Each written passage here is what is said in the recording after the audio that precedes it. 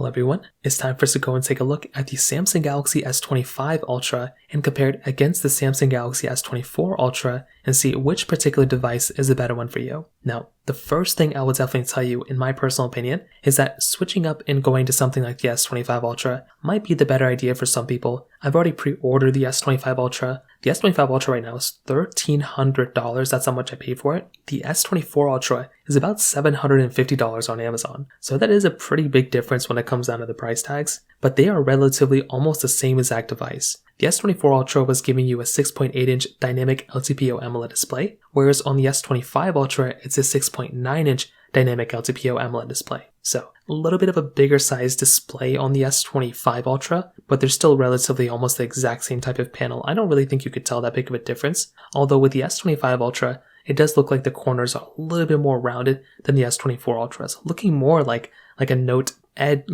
20 in my personal opinion, which is kind of interesting. USB Type-C ports on the bottom, S Pens, built in inside of both, quadruple camera setups on the backside, although the S25 Ultra's cameras seem to be a little bit bigger than the S24 Ultras, reverse wireless charging on both, and overall, they both look great. The funny thing though is that there's so many similarities here, it looks like the cameras are almost identically the same megapixel count, except for the ultra-wide camera going from 12 megapixels on the S24 Ultra to going up to 50 megapixels on the S25 Ultra. So a slight difference there, but you're still getting 8K at 30 frames per second, and you're still getting 4K at 60. So they're relatively around the same thing. There's really not going to be too many differences there either, but that would be one thing you're going to be noticing there as well. In terms of Android updates, the S25 Ultra is going to particularly last longer than the S24 Ultra, just by probably 1 year. So if that's a big deal to you, then that's that. But it's really probably not going to be a big deal for a lot of people as far as I can tell. When it comes down to their battery sizes, the S24 Ultra had 5,000 mAh